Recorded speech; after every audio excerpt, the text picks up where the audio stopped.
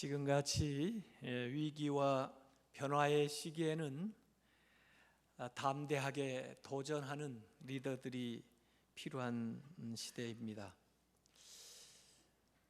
안주하려고 하는 사람들을 일깨우는 사람이 필요하고요. 그러기 위해서는 먼저 앞장서서 행동하는 그런 지도자가 필요합니다.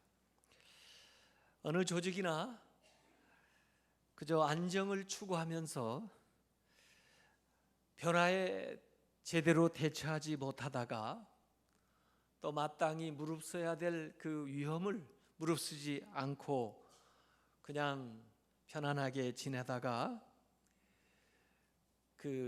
앞서가지 못할 뿐만 아니라 그 다음에 뒤지고 또 어려워지는 그런 상황들을 주변에서 많이 보게 됩니다. 그래서 위험을 감수하지 않는 사람은 리더가 될 수가 없습니다. 앞으로 계속 전진하지 않으면 성장도 없습니다. 그래서 리더들은 다른 사람들이 침묵하고 있을 때, 다른 사람들이 나서지 않을 때 먼저 자원해서 솔선수범해서 도전의식을 가지고 앞장서 나가야 하는 거죠. 그 도전이라고 하는 것은 리더십 가운데 아주 필수적인 요소라고 볼 수가 있습니다. 성경의 사람들도 가만히 살펴보면 도전 정신이 있었던 사람들이 새로운 역사를 많이 이루어 왔습니다.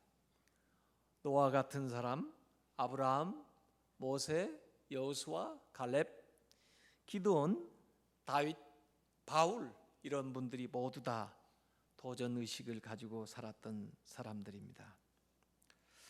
아마 이 사람들 이름 기억하시는지 모르겠어요. 아비새, 십부개, 엘하난, 삼마의 아들 요나단. 이 사람들의 공통점이 뭐죠? 이분들의 이름이 사무엘하 21장 15절에서 22절까지 나옵니다. 이 사람들은 거인을 죽인 사람들입니다.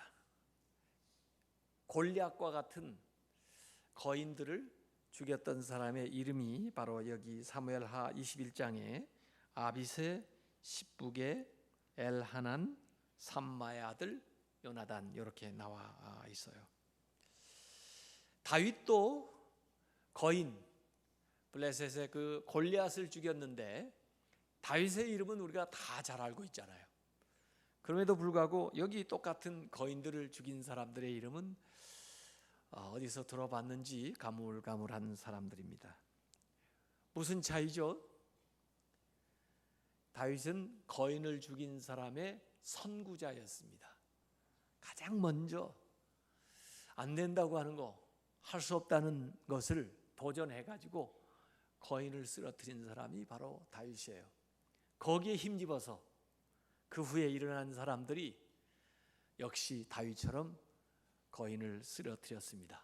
그렇지만은 다윗이 선구자였기 때문에 다윗의 이름은 우리가 이렇게 기억을 하고 있고 다윗은 결국 이스라엘의 왕이 되는 그런 위대한 사람이 되었습니다.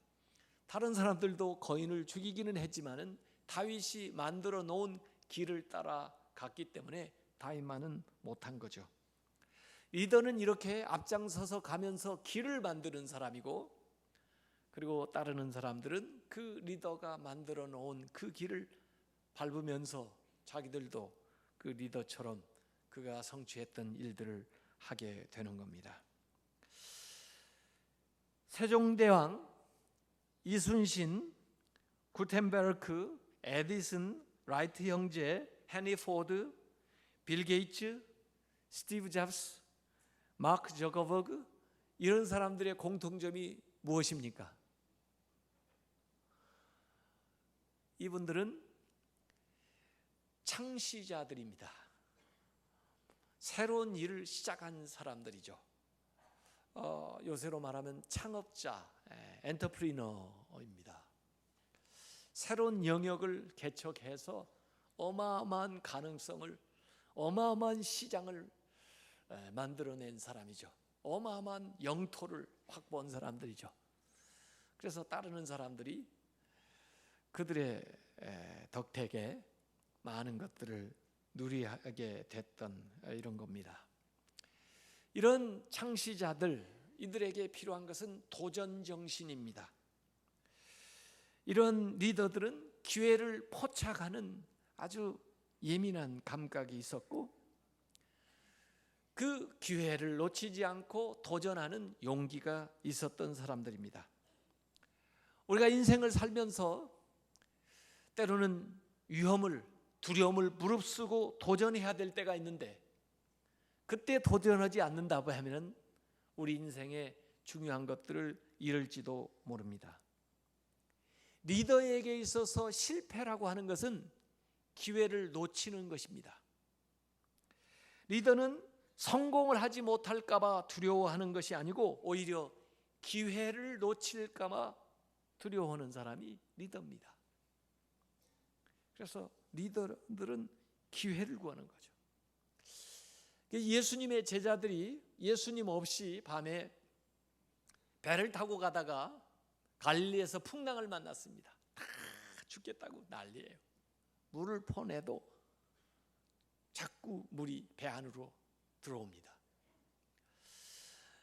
혼미백산해서 참 정신없이 살고자 노력하는 그때에 예수님이 그들을 도와주기 위해서 물 위로 걸어서 다가오세요.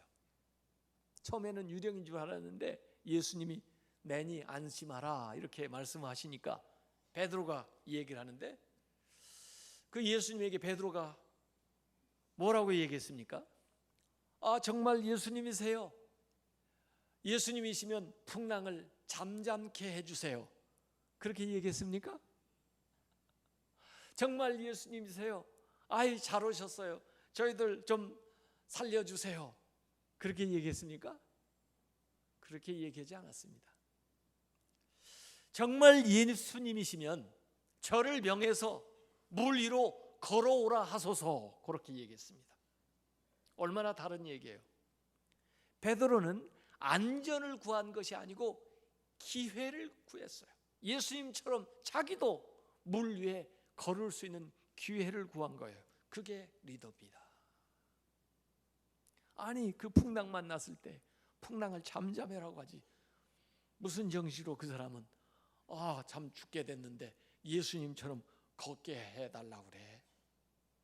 그런데 그 생각이 리더의 생각이에요. 리더는 안전을 구하는 사람이 아니고 기회를 구하는 겁니다. 그냥 있었던 문제 해결하고 그냥 원상으로 돌아가서 본전으로 돌아가는 거, 그게 리더가 추구하는 것이 아니에요. 어려움과 풍랑을 만났다 할지라도 그 일을 통해서, 기회를 통해서 더 나아지고 더 새로운 세계를 개척하고 또 새로운 경험을 하고 새로운 데에 나아가는 것이, 그게 믿음의 사람이고 그게 리더입니다. 어느 때부터 우리는 너무나 안전한 하나님 상을 세워놓고 너무나 안전빵으로 하나님을 믿고 살아가는지 몰라요. Your God is too safe. 당신의 하나님은 너무나 안전해요. 그래서 하나님으로 하여금 우리를 그냥 편안하게 안전지대에서 그냥 살게 해달라고 구하는 거예요. 아무것도 요구하지 않고 아무것도 도전하지 않고 그 안전지대에서 나오지 않으려고 그냥 그 안에서 안주하다가 때로는 우리의 믿음도 잃어버리고 또 우리가 기존에 가지고 있었던 것도 잃어버리게 된다는 거죠. 하나님은 계속해서 우리를 밖에서 부르시는데 새로운 도전, 또 새로운 영역, 또 새로운 일들로 하나님께서 우리를 부르시는 것을 믿으시길 바랍니다. 기도원을 찾아왔을 때도 그가 가지고 있는 자원 가지고 안전하게 할 수 있는 일을 하나님이 주시는 게 아니에요. 오히려 기도원이 할 수 있는 것보다 더 크고 위대하고 자기가 아는 것보다 더 불확실한 그 세계를 향해서 하나님이 기도원을 초청을 하는 거예요. 그래서 그 초청에 기드온이 응하고 도전해서 나아갈 때 자기 안에 있었던 놀라운 능력을 발견하게 돼서 내가 이렇게 큰 가능성이 있었던 사람이구나 하는 것을 그 일을 하면서 깨닫게 되고, 자기들 백성들이 가지고 있는 잠재 능력을 알게 되고, 자기들을 향한 그 하나님의 능력을 알게 된 걸 믿으시길 바랍니다. 때로는 하나님은 우리에게 찾아오셔서 우리의 확실한 것에서 불확실한 것으로 우리를 인도하셔요. 그래서 그 불확정한 또 모험이 있는 그 일로 우리를 인도하시면서 믿음으로 그 일을 수행하게 하시면서 우리가 이전에 생각지도 못했던 놀라운 일들, 위대한 일들을 우리에게 경험하게 하고 우리로 하여금 하게 할 수 있는 것을 믿으시길 바랍니다. 그러면서 우리의 안전지대가 더 넓어지는 거예요. 확장되어 나아가게 되는 겁니다. 오늘 저는 이 갈렙이라고 하는 사람을 이야기하려고 합니다. 물론 성경에 이 도전의 리더십을 가진 사람들이 많이 있어요. 그러나 제가 요사이 여호수아서를 얘기를 했기 때문에 여기 갈렙이라는 인물을 선정을 했는데, 이 갈렙은 역시 그 여호수아처럼요, 출신 성분이 좀 미약해요. 여호수아는 노예 출신이었죠. 이 갈렙도 원래 유다 지파의 혈통은 아니에요. 그니스 자손이라고 그러는데 가나안의 어떤 족속이에요. 유대인 그 야곱의 12지파 또 야곱의 혈통의 후손이 아니에요. 그런데도 불구하고 그 유다 지파에 편입되어 가지고 산 사람이에요. 그러니까 가문적으로 봐도 별로 내놓을 게 없는 사람인데, 그러나 이 갈렙은 유다 지파의 대표가 됐습니다. 그래서 12정탐꾼 가나안의 정탐으로 갈 때 유다 지파의 대표로 뽑혀가지고 그 12사람이 갈 때 일원이 됐던 사람이 이 갈렙입니다. 40일을 정탐하고 와가지고 그 다음에 보고를 하는데 10명의 사람들이 너무나 부정적인 보고를 했기 때문에 백성들이 울고 탄식하고 원망하고 돌을 들어서 모세를 치려고 해요. 모세를 돌을 들어 치려고 하는 그 급박하고 위기 상황에서 이때 갈렙이 나섭니다. 사실 여호수아보다도 먼저 갈렙이 나서는 거예요.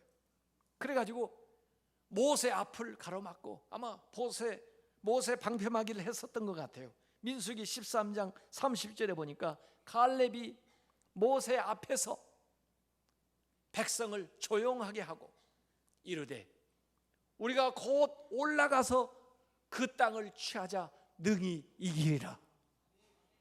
이 백성들이 얘기하는 것과 정반대의 얘기를 목숨 걸고 모세 앞에 서서 당당하게 얘기한 이 사람이 바로 갈렙입니다. 사실 모세에게는 얼마나 고마운 존재예요. 참 이 갈렙이 참 자기 앞에 서가지고 자기를 대신해서 백성들에게 이런 얘기를 해주니까 얼마나 고마워요. 물론 나중에 여호수아가 같이 거기에 얘기를 했지만, 물론 이게 소수의 의견이 되어서 그냥 묻히고 말았지만, 그래도 결정적인 시기에 이 갈렙이 나타나는 겁니다. 오늘 여호수아서 14장의 상황은 이제 모세는 사라지고 모세의 후계자 여호수아가 지도자가 되어서 그 가나안 정복 전쟁을 벌리는데 단번에 한 번에 다 들어간 게 아니에요. 전쟁을 수없이 치르는 중에 한 5년이 지난 겁니다. 그래서 아마 요단강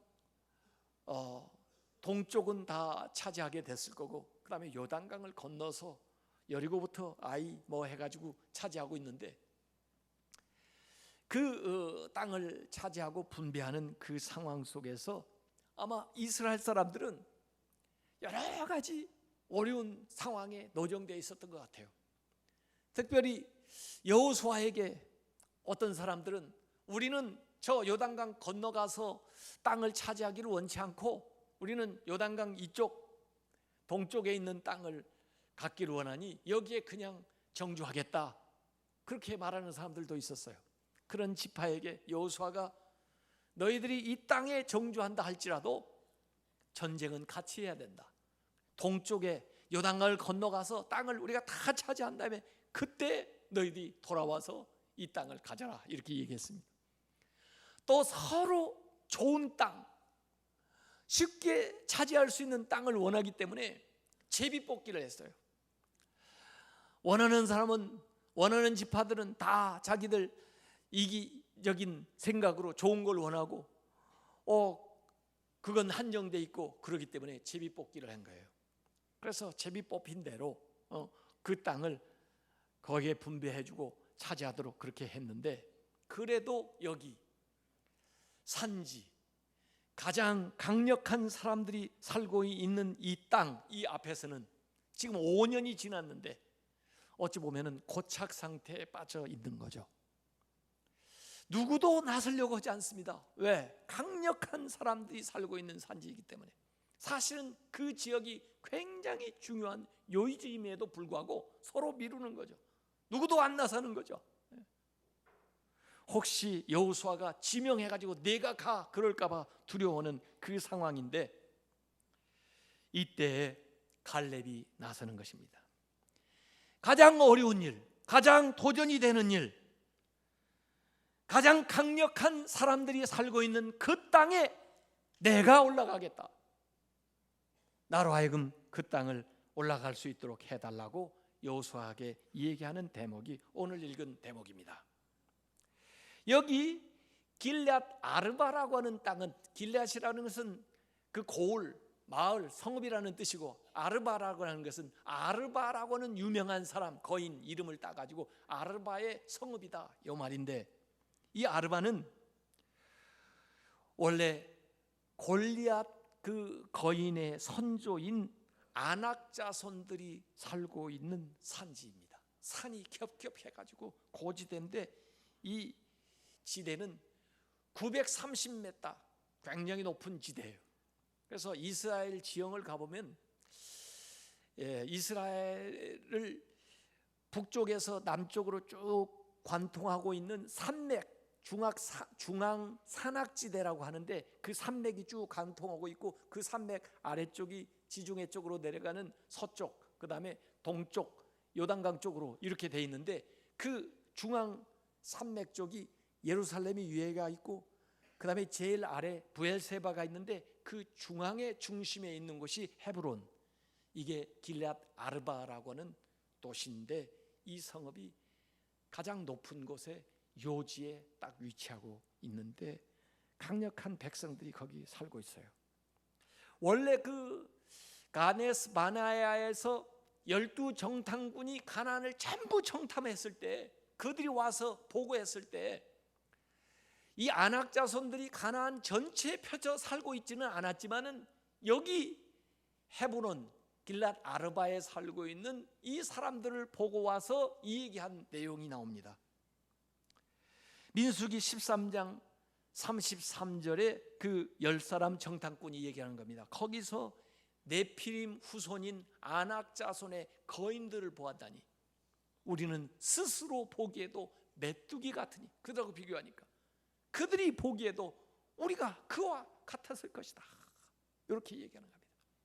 그러니까 가나안 족속 중에 가장 강한 사람들이 살고 있는 그 헤브론, 갈렙도 이미 40일을 정탐했기 때문에 자기가 모르는 게 아니에요. 이미 다 알고 있는데, 또 자기가 좋은 땅도 다 알고 있어요. 그러나 그 갈릴리 근방에 그 좋은 땅을 구한 것도 아니고, 이 산악지대에 가장 강력한 족속들이 살고 있고, 정탐했을 때도 그들 때문에 못 들어간다고 얘기했던 그들을 향해서 자기가 가겠다는 것입니다. 그때는 40세였지만 지금은 나이 들어서 85세가 됐는데 45년이 지난 이때 내가 그 땅에 내 자녀들, 내 가족들, 그리고 우리 지파 사람들 데리고 올라가서 그 땅을 차지하겠다고 얘기하는 겁니다. 이건 대단한 정신이에요. 사실은 그 땅이 왜 중요하느냐, 그 헤브론에는 원래 아브라함이 막벨라 굴을 사가지고요, 자기 아내 사라를 장례에 지냈던 곳입니다. 그래서 나중에 아브라함도 그곳에 묻혔고요. 그리고 이삭도 그곳에 묻혔고요. 이삭의 아내 리브가도 거기 묻혔고요. 그 다음에 야곱의 아내 레아도 거기에 묻혔고요. 야곱이 자기의 아들 따라 애굽까지 내려갔었지만은 요셉한테 죽을 때 자기를 그 조상들의 묘실에다가 제사를 드려달라 해가지고 애굽에서 죽은 그 야곱을 장례를 여기 헤브론까지 와가지고 장례를 지냈던 조상들의 묘실이 있는 그곳이에요. 이 땅을 이 갈렙이 가서 차지하겠다고 하는 얘기입니다. 사실 그 땅을 차지하지 않고서는 끊임없는 전쟁이 일어날 거고, 다른 땅을 차지해 본들 거기를 차지하지 못하면은 완전히 그 가나안을 정복할 수 없는 그런 지경에 놓여 있는 이곳을 여기 갈렙이 요구하고 있는 거예요. 이게 지금 전쟁에 아주 막바지에 치닫고 있는 것입니다. 이 산지를 지금 내게 주소서. 갈렙은 비옥한 땅보다 험한 산지를 구했고, 이미 확보되어 있는 땅보다는 개척해야 될 곳을 구했고, 쉬운 상대가 아니라 가장 어려운 상대를 구했고, 모든 사람들이 회피하고 싶은 그 족속을 대상으로 해서 싸움을 벌이는 거죠. 제가 오래전에 그 다윗에 대한 설교를 하면서 그런 말씀 드린 적이 있습니다. 귀왕에 붙으려면 센 놈하고 붙으십시오 그랬습니다. 센 놈하고 붙어야 됩니다. 다윗이요, 동네 싸움 백날 해봤자 이렇게 못 듭니다. 다윗이 골리앗하고 붙으니까 단번에 뜨는 겁니다. 모세가 바로하고 붙으니까 단번에 뜨는 겁니다. 바로가 누구예요? 바로 왕 된 사람 아니에요? 그런 사람, 그 예굽 그 당시 세계 최고 강대국 왕인데 그 사람하고 붙으니까 모세가 대단해지는 겁니다. 도전하시기 바랍니다. 큰 것에 도전하시기 바랍니다. 우리나라 축구 어느 감독이 할 때 우리나라 축구가 제일 잘했나요? 히딩크. 히딩크 잘 아시네요. 이름 자체가 좀 좋은 것 같아요. 히딩크 보이 좀 나올 것 같아요.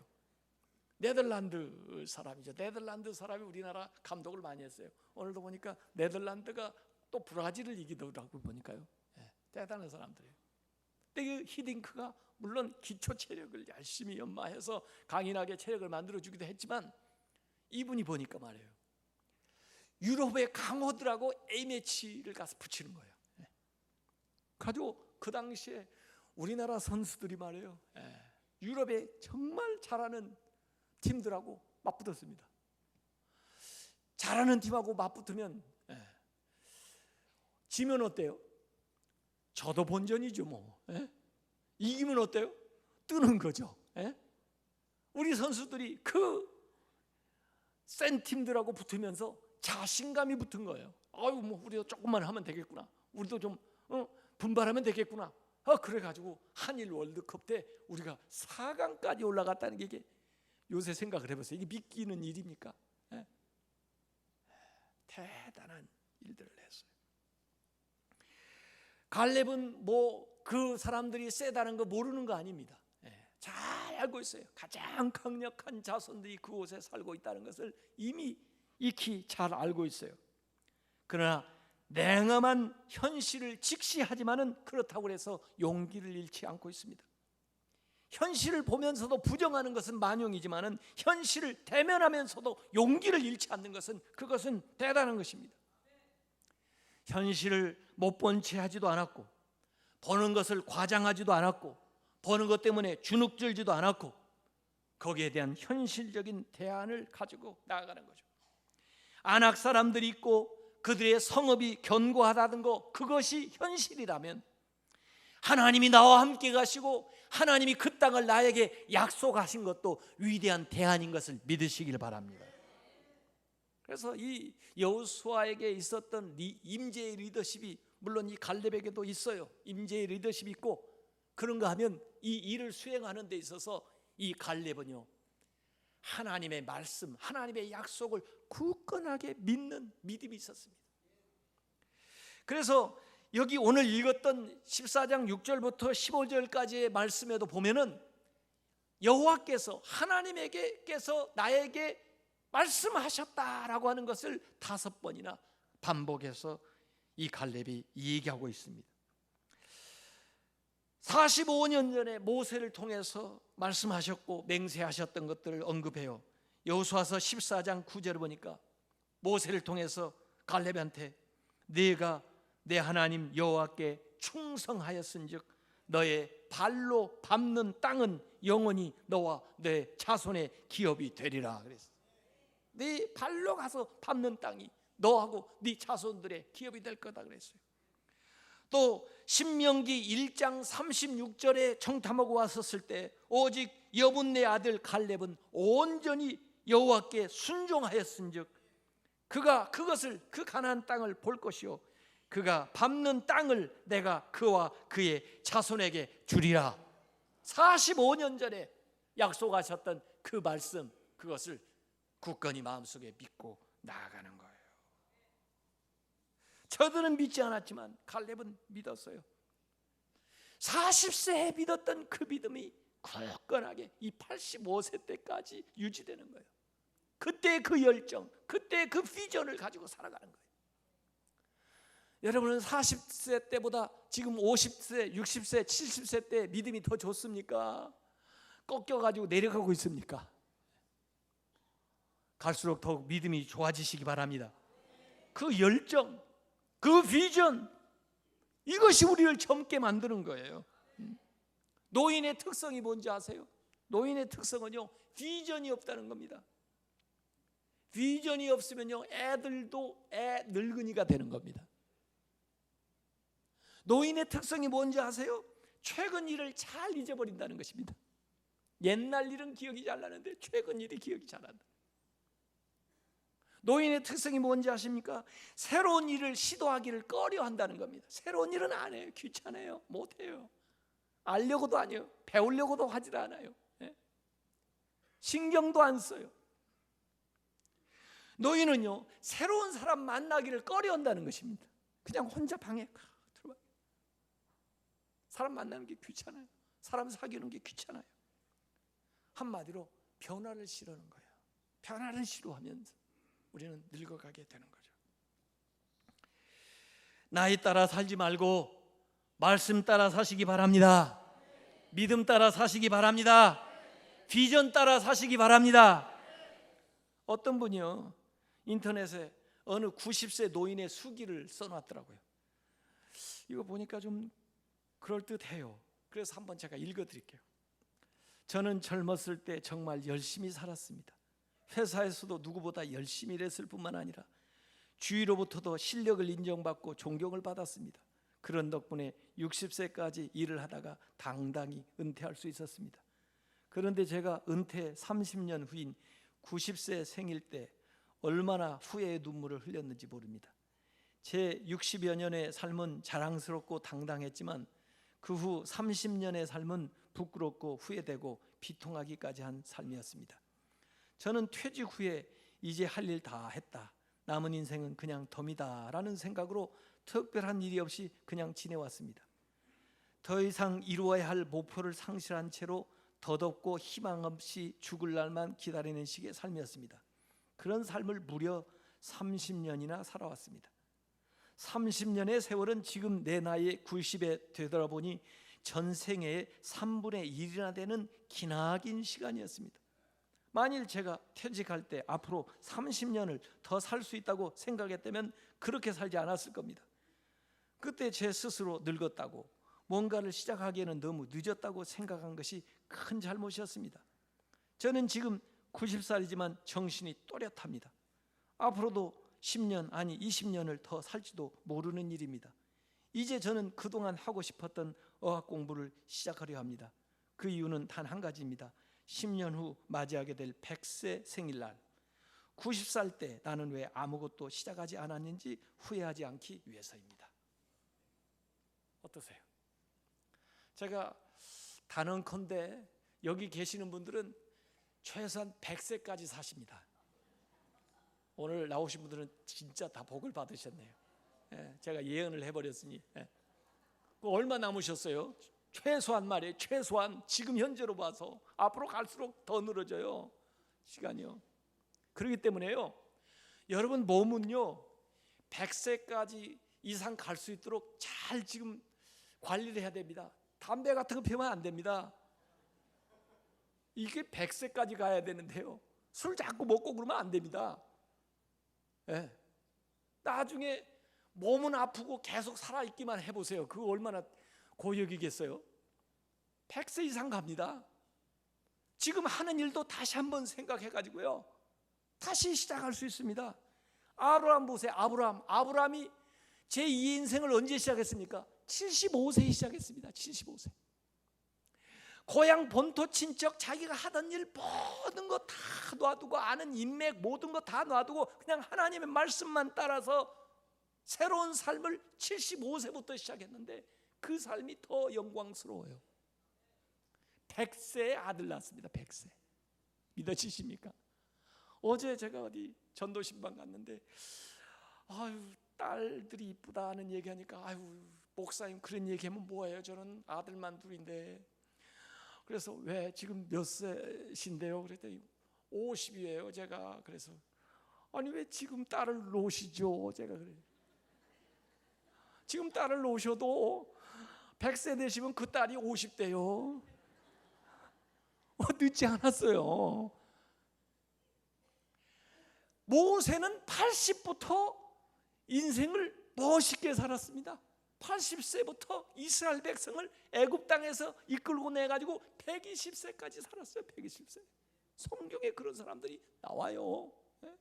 이 옛날부터 그렇게 살았는데 말이에요. 지금 얼마나 과학, 기술, 건강, 의료 다 발전했는데 그게 말이 안 되죠. 벤자민 프랭클이라는 사람 미국 보니까 81세에 미국 헌법을 초안했고요. 조지 버나드 쇼라는 유명한 극작가는 94세에 자기의 연극을 첫 번째로 연극을 올렸던 사람이에요. 얼마든지 가능합니다. 존 맥카터 장군은 그런 얘기했죠. 노장은 죽지 않는다. 다만 사라질 뿐이라. 갈렙은 인생의 후반부를 아주 멋있게 장식한 사람이에요. 자기가 지금까지 85세까지 살아온 이유에 대해서 여호수아서 14장 10절에 여호수아에게 분명히 얘기합니다. 45년을 여호와께서 말씀하신 대로 나를 생존케 하셨나이다. 내가 지금 건강하고 내가 이렇게 살아있는 이유는 바로 이 일을 하시라고, 이 과업을 이루라고 하나님께서 나를 살려주신 겁니다. 자기가 밟는 땅을 주신다고 그랬는데요, 그때 말씀하실 때 그 땅이 무슨 땅이다 지명은 얘기를 해주시지 않았는데, 그 지명은 갈렙이 정하는 거예요. 하나님의 약속은 네가 밟는 땅이 영원히 너와 네 자손의 것이다. 하나님이 약속해 주셨고, 어느 땅을 밟을까 갈렙이 생각하다가 가장 어려운 곳, 가장 사람들이 기피하는 곳, 가장 요지 필요한 곳에 자기가 가서 깃발을 꽂겠다는 거예요. 얼마나 도전적인. 결국에 이 갈렙이 그곳에 가서 위대한 일을 이룬 것을 믿으시길 바랍니다. 갈렙에 대해서 성경이 여러 가지 얘기하고 있습니다. 이 얘기에 대해서는 제가 오래전에 갈렙 이펙트라고 그래가지고 설교를 한 적이 있는데요, 거기에 얘기를 했어요. 그냥 지나가려고 보니까 그때 들은 거 기억이 안 나는데 그럴 것 같아서 제가 몇 가지만 얘기해 드릴게요. 그 갈렙을 성경에서 표현할 때 갈렙은 다른 사람과 달랐다라는 얘기했어요. 달라. 그의 삶이 차별화가 되어 있는 거예요. 안 믿는 사람하고 물론 다르고 믿는 사람 가운데도 특별한 거예요. 다르게 사시기 바랍니다.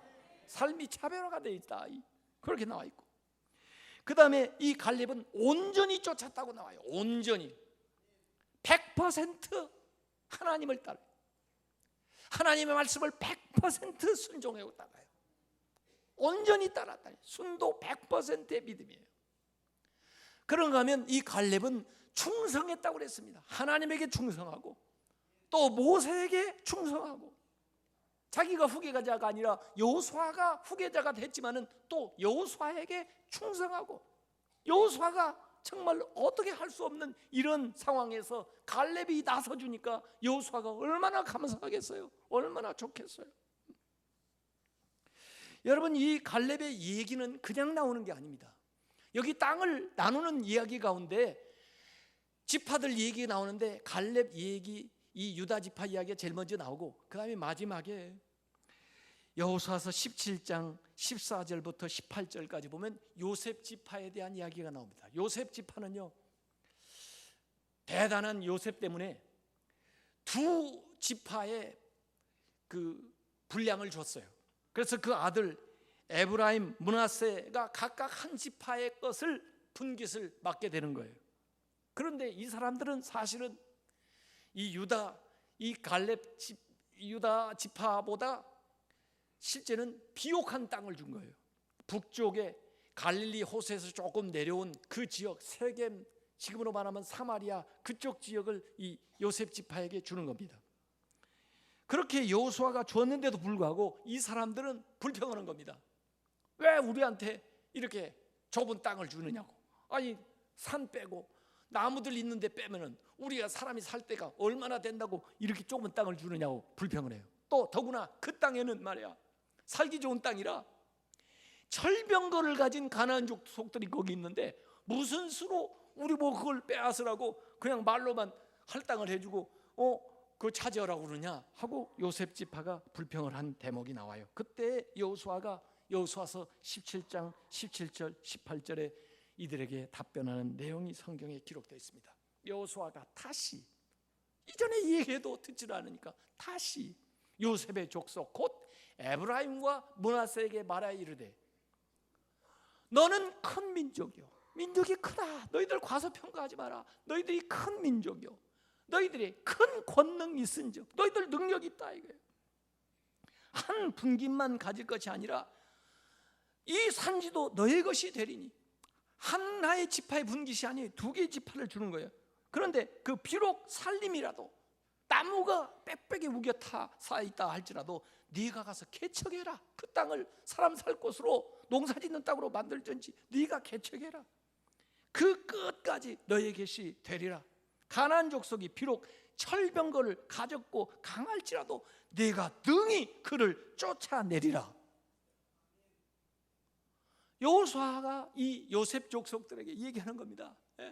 너희들 가서 너희들이 개척해. 너희들이 그럴 능력이 있는데 왜 그래? 너희들 큰 민족이잖아. 큰 능력이 있잖아. 그리고 그들이 뭐 철병거 있다고 무서워? 너희들은 그걸 능히 취합하고도 남을 수 있는 능력이 있어. 격려해 주는 거예요. 이 요셉 지파는 큰 족속인데도 불구하고 이들은 열정이 없었고, 갈렙은 사실 유다 지파에 복속된 그 조그마한 가문이지만은 또 더구나 나이 들어 85세가 됐지만은 열정이 있어서 위대한 일들을 이루어 나간 걸 믿으시기 바랍니다.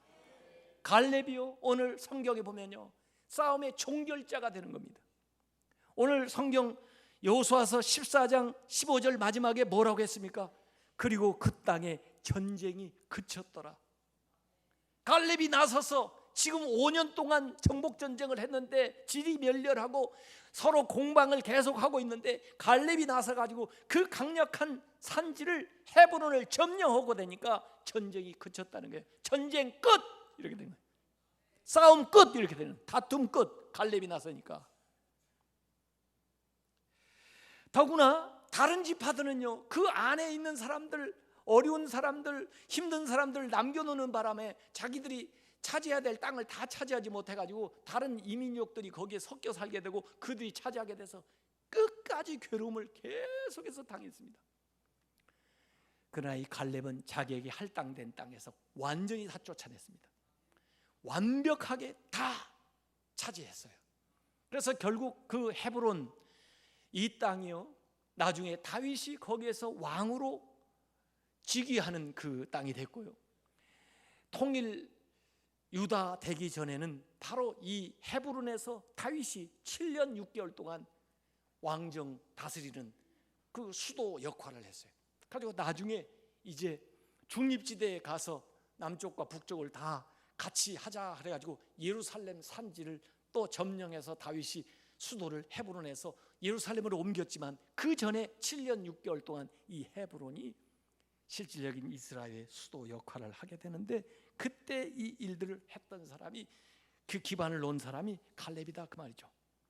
여호수아가 죽고 다윗이, 이 갈렙이 이스라엘을 한동안 지도하면서 그가 또 전쟁을 벌이는 것 가운데 그 기럇 아르바는 갈렙이 차지했지만 그 인근에 기럇 세벨이 있었던 것 같아요. 그 기럇 세벨을 놓고 이 갈렙이 얘기합니다. 누구든지 나서서 그 기럇 세벨의 그 성읍을 차지하는 자는 내 사위를 삼겠다 그랬어요.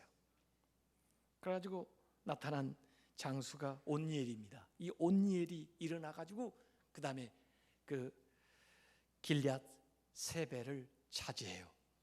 그리고는 이 갈렙의 사위가 되는데, 그 사람이 이스라엘의 첫 번째 사사가 되는 사람입니다.